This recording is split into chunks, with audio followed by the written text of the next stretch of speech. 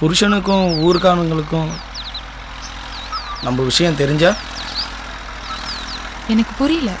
அவங்களுக்கு தெரிஞ்சிடுச்சுன்னா தெரிஞ்சாதானே? ஓடி போனதுக்கு அப்புறம் தெரிஞ்சு என்ன பண்ணுவாங்க? கொஞ்ச நாள் ஆளை வச்சு தேடுவாங்க. ஒழுங்காக புருஷனோட வாழாமல் புத்தி கெட்டு எவன் கூடயே ஓடி போயிட்டான்னு கவலைப்படுவாங்க. அப்புறம் சரியாயிடுவாங்க.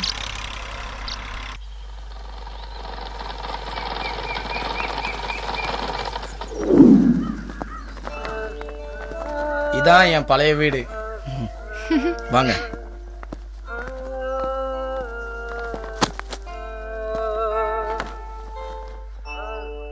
இதான் அடுப்பாங்கற.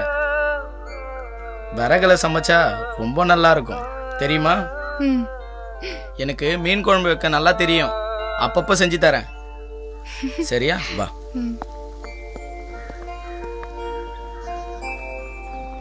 அந்த மூலையில தான் குளிக்கணும். இது வரைக்கும் நான் ஒருத்தந்தான், அதனால புரிஞ்சிருச்சு. கட்டில மறைவா வச்சுட்டு புடவை சுத்தணும், அவ்வளவுதானே? வாங்க. அது சரி, உங்க அம்மா அப்பா? இல்ல,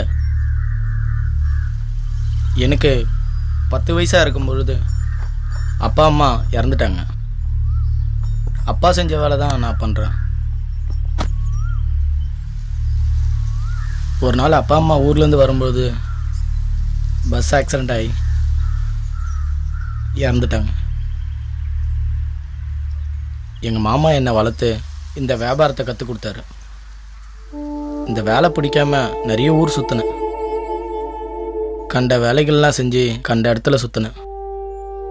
எனக்கு பிடிக்காத வேலையை சொன்னால் விட்டுட்டு போயிடுவேன். அப்படியே நான் பழகிட்டேன்.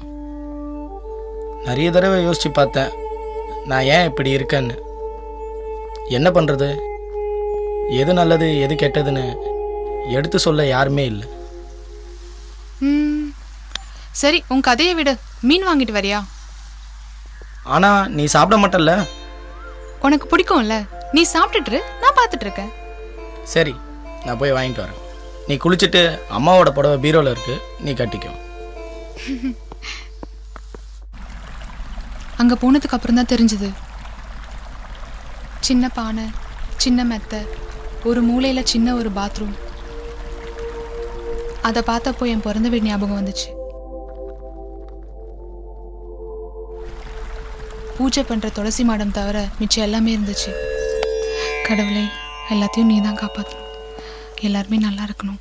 ஏய், என்னது இந்த செடி எப்படி வந்தது? சரி சரி.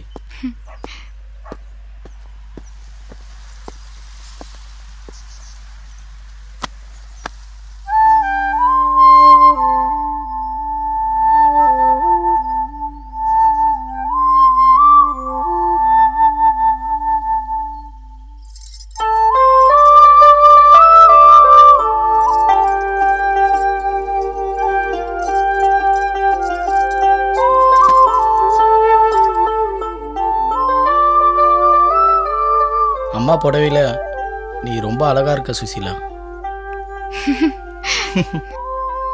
மீன் வாங்கிட்டு வந்தியா? சுத்தம் பண்ணிட்டோமா? வேண்டாம், நான் பண்றேன். நீ தண்ணி எடுத்துட்டு வா.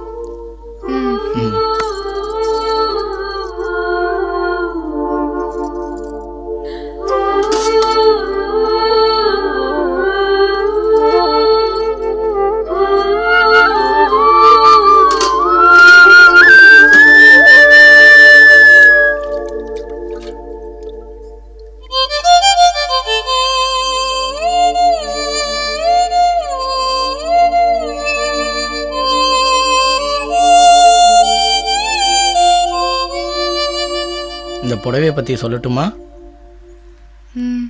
சொல்லு. பாட்டி அம்மா கொடுத்துச்சு. எங்கள் அம்மா உனக்கு கொடுத்தாங்க. அப்போ நான் இதை நம்ம குழந்தைக்கு கொடுத்துட்றேன். வேண்டாம், நீயே வச்சுக்கோ. நீங்கள் பேசுறது எனக்கு ரொம்ப பிடிச்சிருக்கு.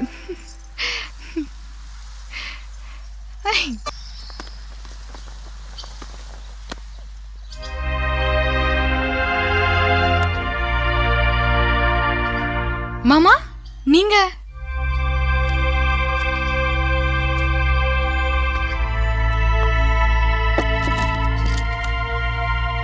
எப்போ வந்தீங்க? இப்பதான் வர்றான். எல்லாரும் நல்லா இருக்காங்களா? ம் வாங்க உட்காருங்க. உட்கார்றா.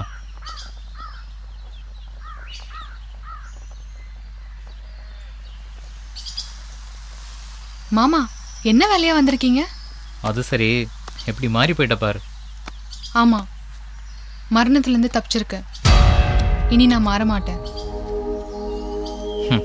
துணிஞ்சு இவன் கூட வந்துட்டேன். என்ன? யார் இவரு? என் வீட்டுக்கு வந்து மரியாதை இல்லாமல் பேசுறாரு. பைய எடுத்துட்டு உடனே கிளம்ப சொல்லு. சலீம், அவசரப்படாத. அவங்க பிரச்சனையை நான் பாத்துக்கிறேன். சீக்கிரம் பேசி அனுப்பு, பசி எடுக்குது.